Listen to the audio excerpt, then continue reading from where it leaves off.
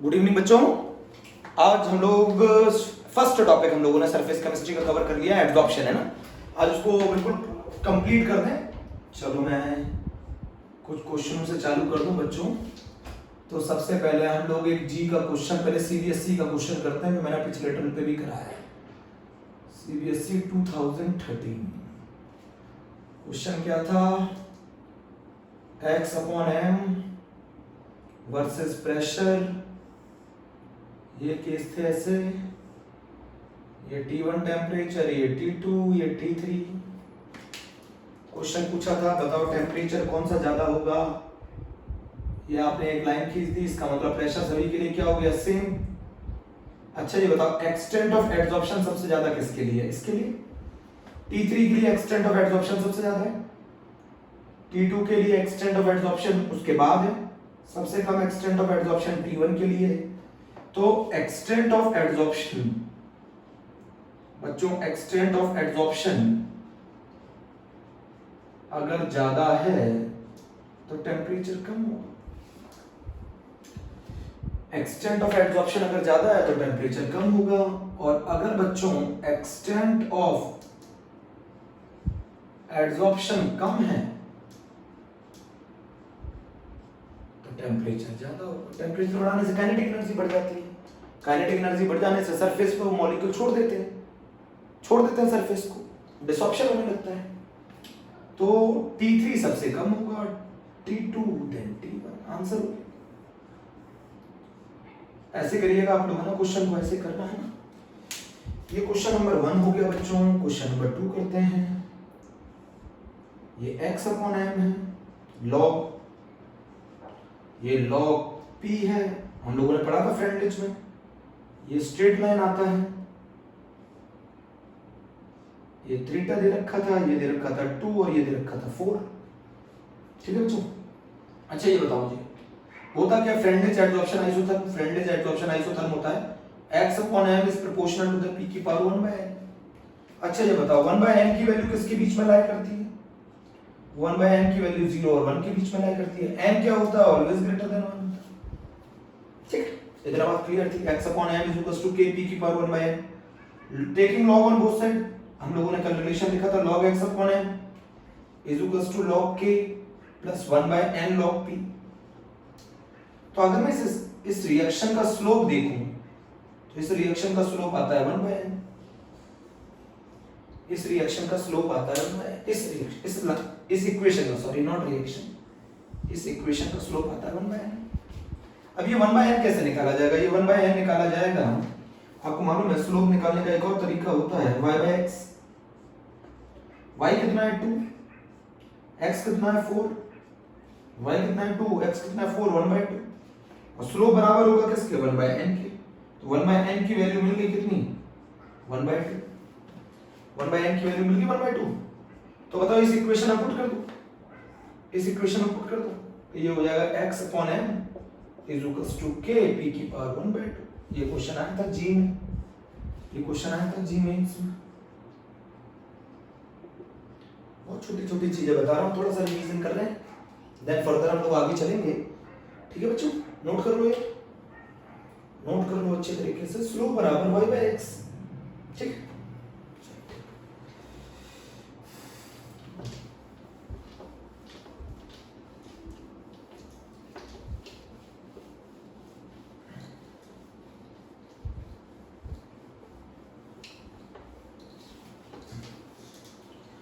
बच्चों एक और चीज मेरी बात समझना, एक और क्वेश्चन पूछा उन्होंने, कल बताए थे ये सारे क्वेश्चन मैंने।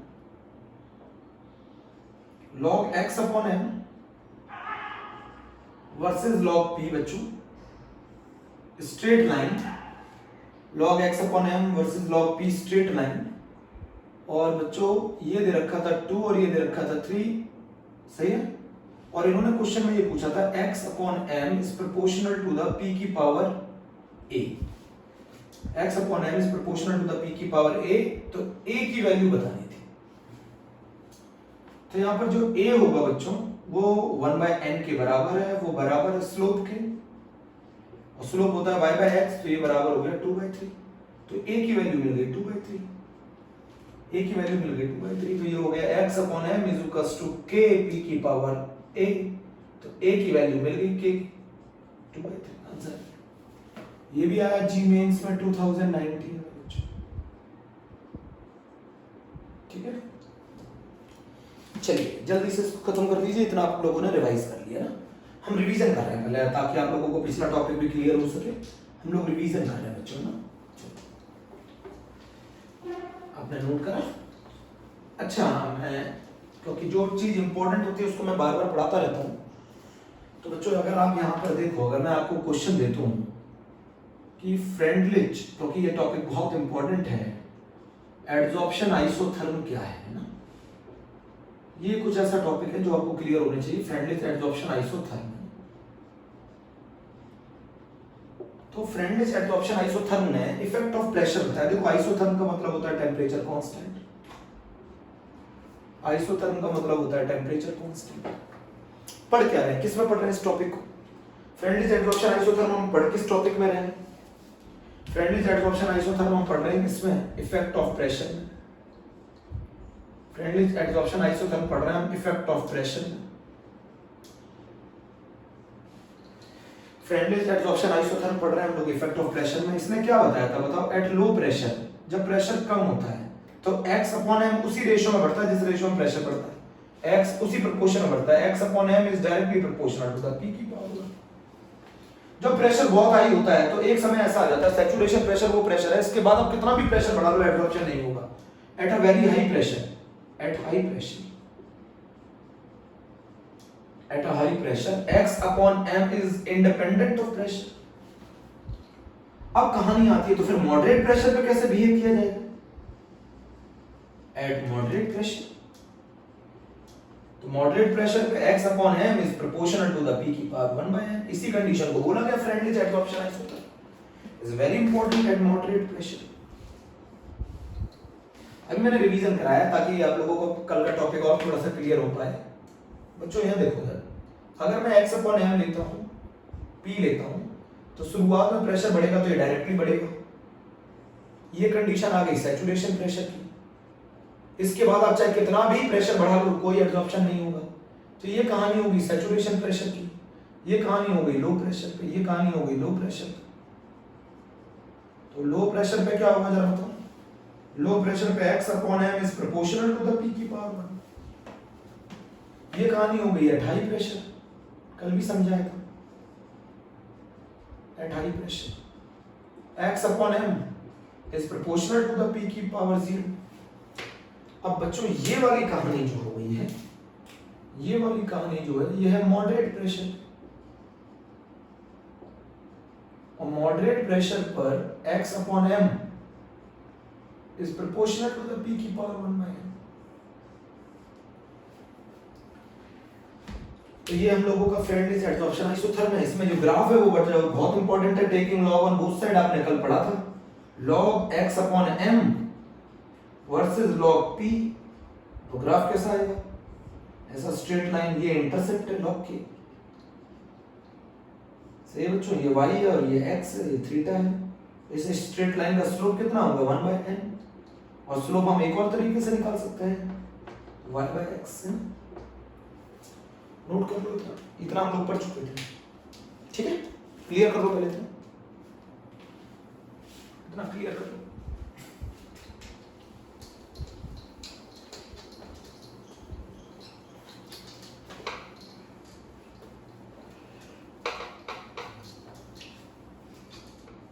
अब बच्चों मुझे एक चीज बहुत अच्छी सी बताएं, मुझे एक अच्छी सी चीज बताएं। हम लोगों ने कल एक टॉपिक पर आता है जो मैं बार बार रिवाइज कराना चाहता हूं, वो है effect of temperature on physisorption. Physisorption और केमीज ऑप्शन पर इफेक्ट ऑफ टेम्परेचर पूछा जाता है।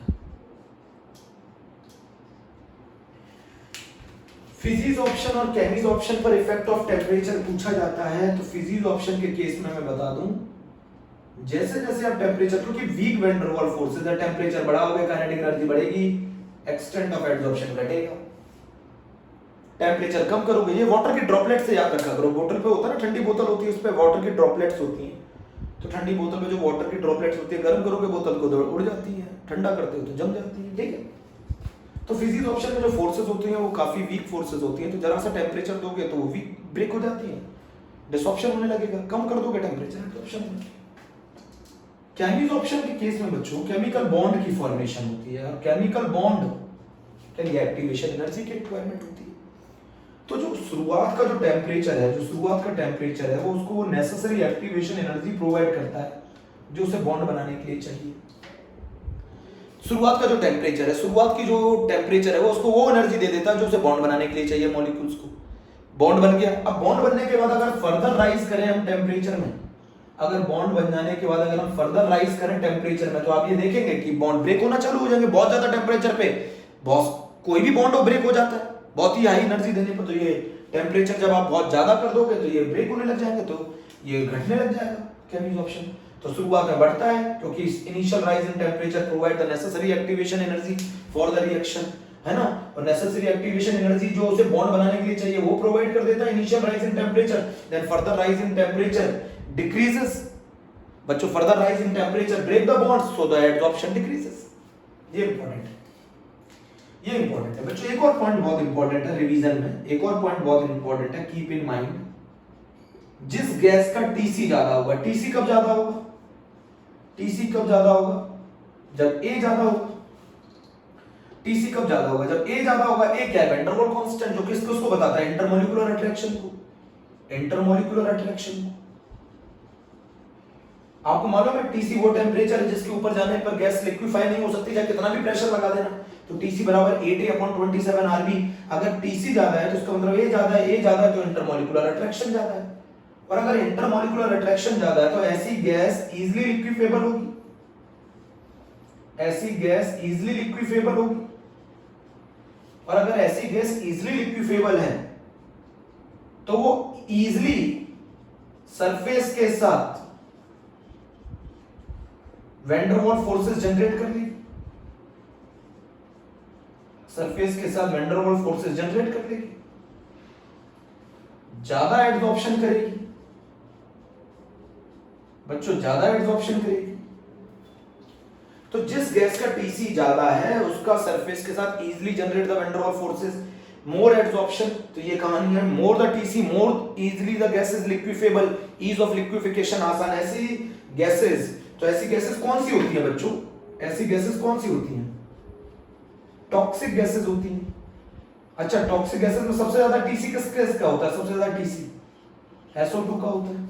फिर किसका होता है जरा मुझे बताओ, फिर अमोनिया का होता है, फिर किसका होता है बच्चों, HCl का होता है, फिर किसका होता है CO2 का होता है, फिर किसका होता है, फिर CH4 का होता है, फिर किसका होता है जरा बताओ बच्चों, नाइट्रोजन का होता है, फिर किसका होता है, हाइड्रोजन का होता है। This is the order of the TC.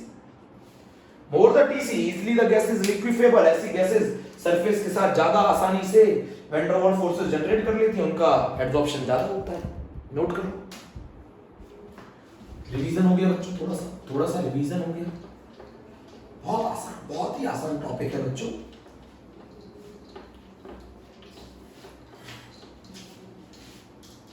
ठीक है, चलो बच्चों ये पहले नोट हो जाए पूरा, अच्छे से समझ में आ गया ना। फिजिक्स ऑप्शन पे और केमिकल ऑप्शन पे इफेक्ट ऑफ टेम्परेचर भी समझ में आ गया आई थिंक।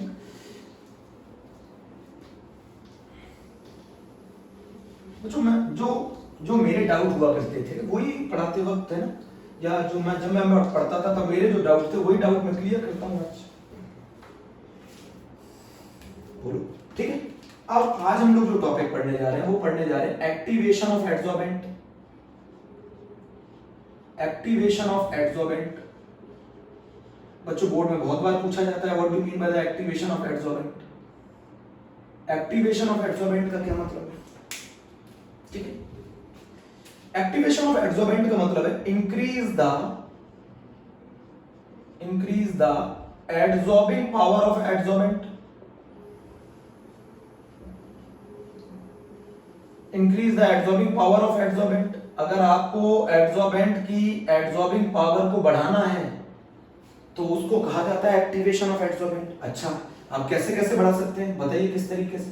पहला तो आप सरफेस एरिया बढ़ा दो, सरफेस एरिया ऑफ एडसॉर्बेंट बढ़ा दो, सरफेस एरिया ऑफ एडसॉर्बेंट बढ़ा दो। अगर सरफेस एरिया एडसॉर्बेंट का बढ़ेगा तो एडसॉर्बिंग पावर बढ़ेगी, सरफेस एरिया एडसॉर्बेंट का बढ़ेगा तो एडसॉर्बिंग पावर बढ़ेगी। इससे होता क्या, सरफेस एरिया कैसे बढ़ा सकते हो, फाइनली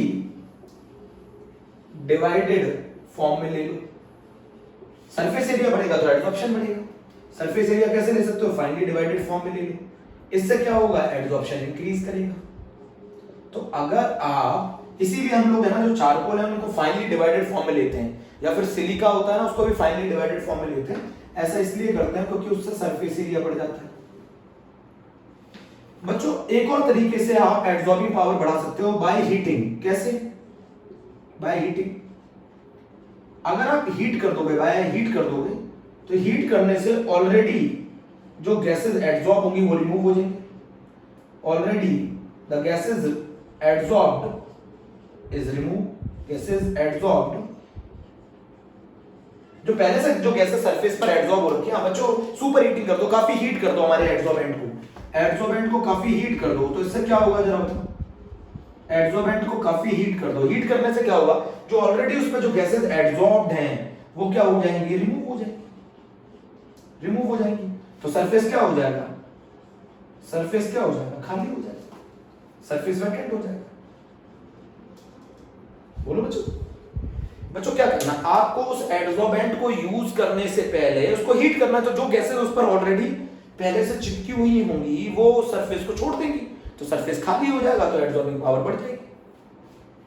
बोलो बच्चों, activation of adsorbent, increase the adsorbing power of adsorbent. कैसे कैसे बढ़ा सकते हो इंक्रीज द एडसॉर्बिंग पावर? पहला तरीका है सरफेस एरिया ऑफ द एडसॉर्बेंट बढ़ा दो। कैसे सरफेस एरिया बढ़ाओगे एडसॉर्बेंट का, उसको फाइनली डिवाइडेड फॉर्म में ले लो, एडसॉर्प्शन फाइनली डिवाइडेड फॉर्म में। सेकंड कैसे, सेकंड बाय हीटिंग। हीट कैसे, हीट जैसे करोगे तो जो ऑलरेडी पहले से जो गैसेस एडसॉर्ब्ड हैं, ऑलरेडी जो गैसेस पहले से एडसॉर्ब्ड हैं वो हट जाएंगी, सरफेस खाली हो जाएगी। बच्चों एक और बहुत इंपॉर्टेंट है, बाय रबिंग, है ना, बाय रबिंग। आपको रबिंग करने से क्या होगा, रबिंग करने से जो प्लेन सरफेस है, प्लेन सरफेस है वो रफ सरफेस में कन्वर्ट हो जाएगा, रफ सरफेस में कन्वर्ट हो जाएगा। प्लेन सरफेस जो है वो रफ सरफेस में कन्वर्ट हो जाएगा। रब करने से जो प्लेन सरफेस है वो रफ सरफेस में कन्वर्ट हो जाएगा, और ऐसा करने से रफ सरफेस की डिपोजिशन पावर ज्यादा होती है। रफ सरफेस की डिपोजिशन पावर ज्यादा होती है, रफ सरफेस में डिपोजिशन पावर ज्यादा है प्लेन सरफेस के कंपैरिजन में, तो एडसॉर्प्शन ज्यादा होगा, एडसॉर्प्शन ज्यादा होगा। बोर्ड में आया हुआ है बच्चों 2-3 टाइम्स, 2 और 3 टाइम्स, आराम से पढ़िएगा दिमाग से लगा कर कि क्या बताना चाह रहे हैं। एक्टिवेशन ऑफ एडसॉर्बेंट का मतलब है आपकी एडसॉर्बिंग पावर बढ़ा देना एडसॉर्बेंट की। तो कैसे एडसॉर्बिंग पावर बढ़ाएंगे एडसॉर्बेंट की, एक तो उसका सरफेस एरिया बढ़ा दो, सरफेस एरिया बढ़ा दो। आपको अच्छी तरह मालूम है एडसॉर्प्शन जो है वो एक सरफेस फिनोमेनन है। अगर सरफेसेस बढ़ा दोगे तो सरफेसेस कैसे बढ़ाओगे, फाइनली डिवाइडेड फॉर्म में ले लो। अगर सरफेसेस बढ़ गए तो एडसॉर्प्शन बढ़ गया।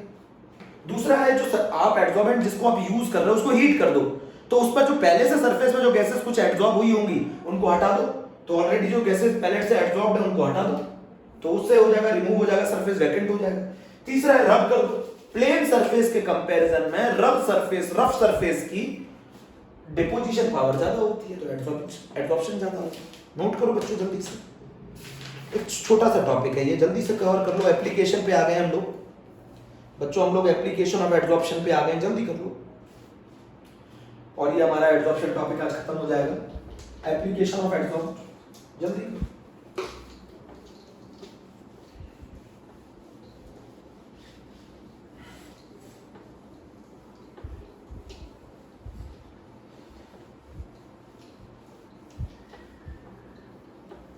बच्चों एप्लीकेशन ऑफ एडसॉर्प्शन में मैं जो आपको बता चुका हूं, देखो मुझे एप्लीकेशन ऑफ एडसॉर्प्शन में जो आपको मैं बता चुका हूं वो पहले पढ़ लेते हैं।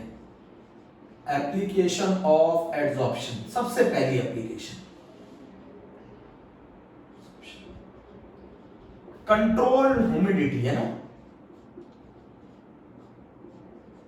आप ये एनसीईआरटी से पढ़ेंगे, मैं थोड़ा थोड़ा बताता चलता हूं कैसे कंट्रोल करेंगे ह्यूमिडिटी को। बच्चों लेदर होता है ना, लेदर, अगर उसके अंदर मॉइस्चर आ गया तो वो खराब हो जाएगा। लेदर में अगर मॉइस्चर आ गया तो खराब हो जाएगा। या जो न्यू बैग होते हैं, न्यू जो आइटम्स होते हैं जैसे शूज हैं या फिर बोतल है, तो अगर उनके अंदर मॉइस्चर आ गया तो बैड स्मेल आने लगेगी। उस मॉइस्चर को कंट्रोल करने के लिए, उस मॉइस्चर को कंट्रोल करने के लिए हम लोग क्या यूज करते हैं? सिलिका जेल, सिलिका का पाउच यूज करते हैं।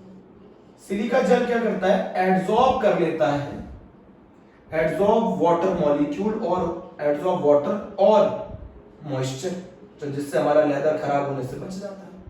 तो एक तो ये एप्लीकेशन है, इनको हम कहते हैं डीह्यूमिडाइजर, है ना, डीह्यूमिडाइजर।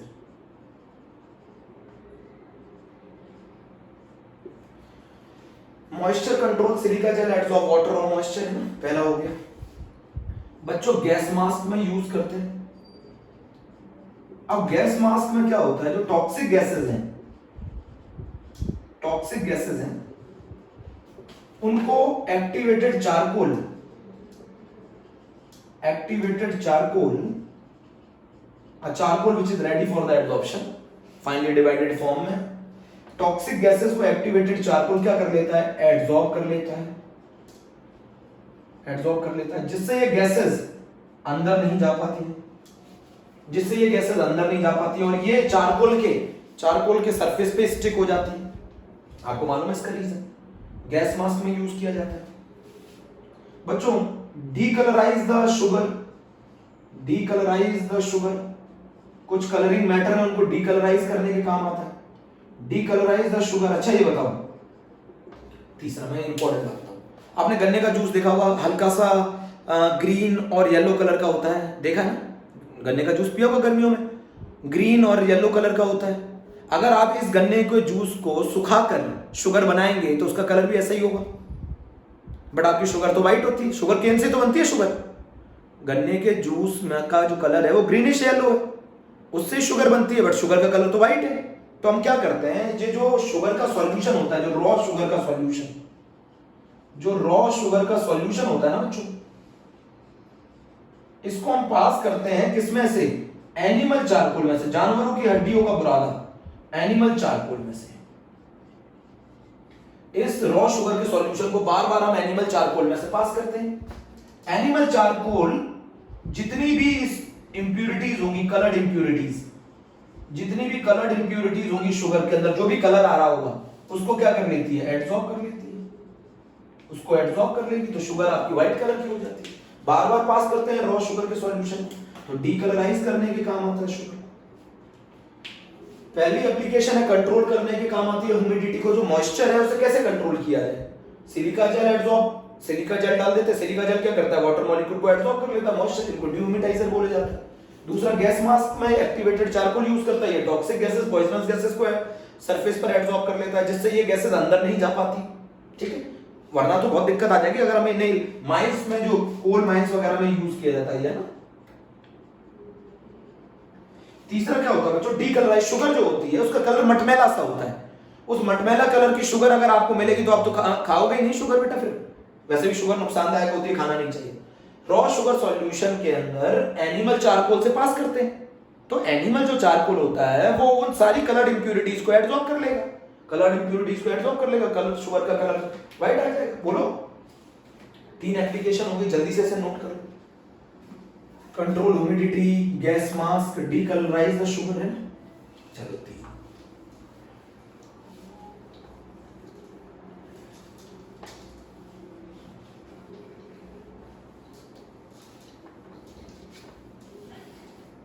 बच्चों, जो 4th एप्लीकेशन है, ऐसा नहीं है कि ऑलवेज, एक बार आपको मैंने बताया था इसमें 4th में मैंने बोला था ऑर्गेनिक जो डाई होती है, ऑर्गेनिक डाई, उसका कलर ब्लू कलर का होता है ना, ऑर्गेनिक डाई, मैंने याद है मिथाइलिन ब्लू बताया था।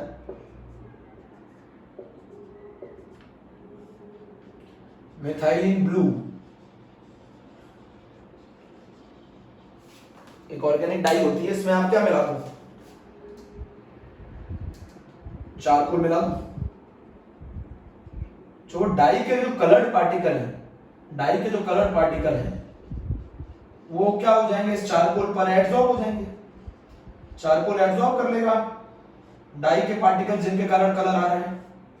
डाई के पार्टिकल्स को कलर चारकोल एब्जॉर्ब कर लेगा, जिसके कारण ये क्या हो जाएगा, ये सॉल्यूशन ब्लू से कलरलेस हो जाएगा। ये भी एनसीईआरटी में एग्जांपल है।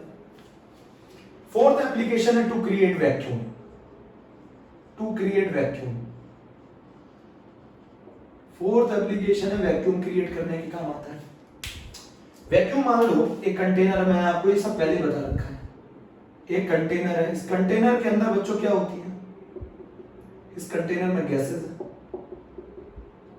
कंटेनर में गैसेस है, और इस कंटेनर में हम क्या डाल देते हैं, इस कंटेनर में हम चारकोल डाल देते हैं, इस कंटेनर में हम क्या डाल देते हैं बच्चों, चारकोल। चारकोल क्या करेगा, चारकोल इन गैसेस को एब्जॉर्ब कर लेगा सरफेस पे, चारकोल इन गैसेस को एब्जॉर्ब कर लेगा सरफेस पे। जब चारकोल इन गैसेस को एब्जॉर्ब कर लेगा तो गैसेस बचेंगी नहीं, तो क्या क्रिएट हो जाएगा इस कंटेनर के अंदर, वैक्यूम। टू क्रिएट वैक्यूम, एक और एग्जांपल बताता हूं आपको। मान लो ये कंटेनर है बच्चों, इसके अंदर मैंने NO2 भर दिया, NO2 gas, nitrogen dioxide, NO2 gas भर दिया। इसका कलर क्या होता है बताओ, ब्राउन होता है। अब ब्राउन कलर दिख रहा है आपको जबरदस्त। इसके अंदर आपने क्या किया, इसके अंदर आपने चारकोल डाल दिया, चारकोल की बॉल्स डाल दी, चारकोल की बॉल्स डाल दी ना बच्चों, दिख रहा है। अब क्या होगा, ये चारकोल की बॉल्स इस NO2 को एब्जॉर्ब करेंगी, NO2 को एब्जॉर्ब करेंगी। तो आप देखेंगे प्रैक्टिकली कि इस कंटेनर के अंदर जो ब्राउन कलर है, जो ब्राउन कलर है इस कंटेनर के अंदर जो ब्राउन कलर है,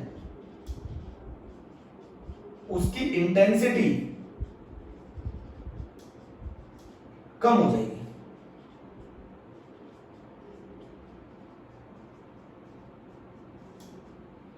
उसकी इंटेंसिटी कम हो जाएगी।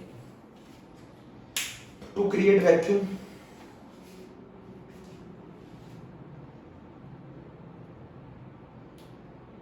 बोलो ठीक है।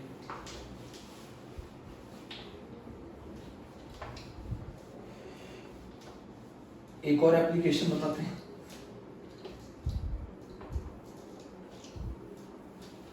एक और एप्लीकेशन मेडिसिन में। बच्चों मेडिसिन में क्या होता है, जो ड्रग होते हैं ना, जो ड्रग होते हैं, जो मेडिसिन होती हैं, ये एब्जॉर्ब कर लेते हैं। एब्जॉर्ब किनको एब्जॉर्ब कर लेती हैं, जर्म्स है ना, या फिर वो एंजाइम जो डिजीज या जो फंगस डिजीज जो कॉज करते हैं, जर्म्स को एब्जॉर्ब कर लेती है अपने सरफेस पर। बोलो ड्रग्स मेडिसिन में भी काम आता है। ड्रग्स क्या करते हैं, जो जर्म्स होते हैं ना, फंगस बैक्टीरिया, सही है, इनको एब्जॉर्ब कर लेते हैं अपने सरफेस पर। एब्जॉर्ब, बैक्टीरिया इनको सरफेस पर एब्जॉर्ब कर लेते हैं। जब सरफेस पर एब्जॉर्ब कर लेते हैं तो क्योर करने के काम आते हैं, ठीक है, डिजीज क्योर करने के काम आते हैं, तो मेडिसिन में भी यूज होता है। बच्चों फ्रोथ फ्लोटेशन मेथड में, ये मैं आपको मेटलर्जी पढ़ाऊंगा तब। फ्रोथ फ्लोटेशन मेथड में एड्सॉर्प्शन का क्या रोल है, फ्रोथ फ्लोटेशन मेथड में एड्सॉर्प्शन का क्या रोल है, ये हम लोग किस में पढ़ेंगे, मेटलर्जी में पढ़ेंगे, ठीक है बच्चों, डीप स्टडी मेटलर्जी में करेंगे। कलर्ड करने के काम आता है बच्चों, एक और इसकी बहुत इंपॉर्टेंट एप्लीकेशन है, कलर्ड करने के काम आता है, क्लोथ्स की डाइंग करने के काम आता है। कलर जो चढ़ता है ना कपड़ों पर, कलर जो चढ़ता है कपड़ों पर, डाइंग द क्लोथ्स,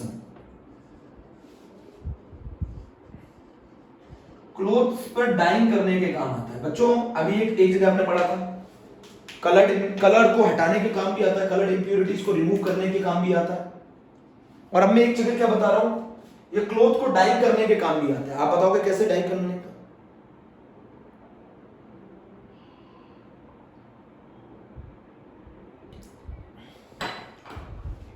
बच्चों होता क्या है, हर कपड़ा उतना कलर को एब्जॉर्ब नहीं करता है। बहुत सारे ऐसे कपड़े होते हैं जिन पर कलर चढ़ता ही नहीं है, चाहे कितनी भी बार उसको डाइंग के सॉल्यूशन में, किसी भी कपड़े पे जो कलर आता है वो डाइंग से ही आता है। बड़ी बड़ी फैक्ट्रीज क्या करती हैं, एक सॉल्यूशन बनाती हैं, उसके अंदर कपड़े को डिप करती हैं। बहुत सारे कपड़े ऐसे होते हैं जो कलर को चढ़ता ही नहीं है उन पर कलर, जब उन पर कलर चढ़ता ही नहीं है तो उसको कैसे किया जाता है, तो उसको हम क्या करते हैं, कपड़े को हम जो उसमें सॉल्यूशन यूज किया जाता है वो यूज किया जाता है, अलग को यूज किया जाता है, फिटकरी को। फिटकरी क्या करता है, जितनी भी जो डाई होती है ना, जो डाई कलर डाई, इनको अपने सरफेस पे एब्जॉर्ब कर लेता है, और ये फिटकरी जाके किस में घुल जाता है, कपड़े के साथ घुल जाता है, मिल जाता है। नहीं सुने, क्या करता है, जो फिटकरी होती है ना, ये अलम जो होता है, ये क्या कर लेता है, डाई को, कलर को एब्जॉर्ब कर लेता है। जब कलर को एब्जॉर्ब कर लेता है और किसके साथ घुल जाता है, ये पानी के साथ घुलकर कपड़े पे चिपक जाता है, तो उसके कारण कलर आ जाता है। बहुत आसान है बच्चों। अलम जो होता है, ये जो डाई का कलर होता है ना, उसको ये एब्जॉर्ब कर लेता है, बाद में ये पानी के साथ घुलकर कपड़े से चिपक जाता है, तो कपड़े पे भी कलर आ जाता है। तो याद रखना, फॉर डाइंग द क्लोथ किसको यूज किया जाता है, बोलो, डाइंग द क्लोथ अलम को यूज किया जाता है। आपने पढ़ा होगा 11th में ऑर्गेनिक केमिस्ट्री में क्रोमेटोग्राफी में यूज किया जाता है बच्चों, क्रोमेटोग्राफी में यूज किया जाता है, 11th क्लास में पढ़ा है आप लोगों ने, बोलो। सेपरेट करने के काम आता है, मान लो अगर 3 सब्सटेंसेस हैं ए बी सी, तो उनको सेपरेट करने के काम आता है, याद करो 11th क्लास में मैंने पढ़ाया, क्रोमेटोग्राफी में यूज होता है। एप्लीकेशन ऑफ एब्जॉर्प्शन बच्चों, इसमें एक एप्लीकेशन और बहुत ज्यादा इंपॉर्टेंट है, क्रोमेटोग्राफी में यूज किया जाता है, ये भी मैं आपको बता दूंगा। क्रोमेटोग्राफी मेटलर्जी चैप्टर में बताऊंगा, मेटलर्जी बच्चों, मेटलर्जी में फ्लोटेशन एंड क्रोमेटोग्राफी दोनों एक्सप्लेन करूंगा, ठीक है।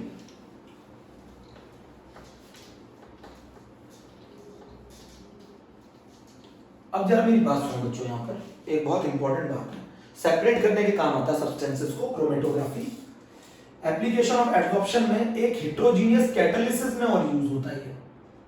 याद बताऊं आपको, हेटेरोजीनियस कैटालिसिस में भी यूज होता है। याद है आपको, एल्कीन जो होता है, बोलो, एल्कीन जो होता है, एल्कीन को अगर हम हाइड्रोजनेशन कराएं, हाइड्रोजन को पैलेडियम प्लेटिनम के सरफेस पर, तो ये किसमें कन्वर्ट हो जाता है, एल्केन।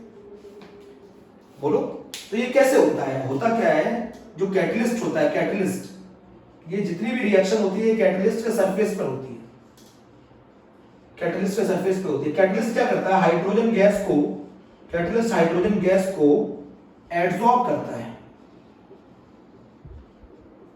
कैटलिस्ट हाइड्रोजन गैस को एब्जॉर्ब करता है और वहां रिएक्शन कराता है, सरफेस पे रिएक्शन कराता है, सरफेस पर रिएक्शन कराता है। बच्चों, कैटलिस्ट क्या करता है, हाइड्रोजन गैस को अपने सरफेस पर एब्जॉर्ब करता है, फिर रिएक्शन करवाता है, बोलो, रिएक्शन कराता है। रिएक्शन कराने के बाद उनको सरफेस से हटा देता है, ताकि सरफेस अगले मॉलिक्यूल के लिए अवेलेबल हो पाए। तो कैटलिस्ट के सरफेस पे ये हाइड्रोजन गैस क्या हो रही है, एब्जॉर्ब हो रही है। हेटेरोजीनियस का मतलब होता है अलग अलग फेजेस, फेज डिफरेंट होगा, फेज डिफरेंट होगा। कैटलिस्ट यहाँ पे सॉलिड है, अभी आगे पढ़ेंगे कैटलिस्ट से अगला टॉपिक उसमें पूरा पढ़ाऊंगा, ये सॉलिड होते हैं और ये हाइड्रोजन गैस होती है। ऐसे कैटालिसिस को हेटेरोजीनियस कैटालिसिस बोला जाता है। कैटलिस्ट के सरफेस पे हाइड्रोजन गैस एब्जॉर्ब होती है, वहां पर आके एल्कीन के साथ रिएक्शन करती है, प्रोडक्ट बनाती है और सरफेस से हट जाती है, तो वहां पे भी यूज होता है। बोलो बच्चों, एक और जगह यूज होता है वाटर के प्यूरिफिकेशन में, आयन एक्सचेंज में। बच्चों, ये जो आयन एक्सचेंज होते हैं, जो ऑर्गेनिक पॉलीमर होते हैं, बच्चों सुनना ध्यान से, आयन एक्सचेंज, जो ऑर्गेनिक पॉलीमर होते हैं, ऑर्गेनिक पॉलीमर जिनके अंदर ये ग्रुप जुड़े होते हैं, COOH, NH2, SO3H, ये सेलेक्टिव आयंस को एब्जॉर्ब करते हैं, जिनकी वजह से हार्डनेस आती है। ये सेलेक्टिव आयंस को क्या करते हैं, एब्जॉर्प्शन करते हैं, सेलेक्टिव आयंस का एब्जॉर्प्शन करते हैं। जब ये सेलेक्टिव आयंस का एब्जॉर्प्शन करेंगे तो उसकी वजह से रिमूव हो जाती है क्या, रिमूव हार्डनेस, रिमूव हार्डनेस।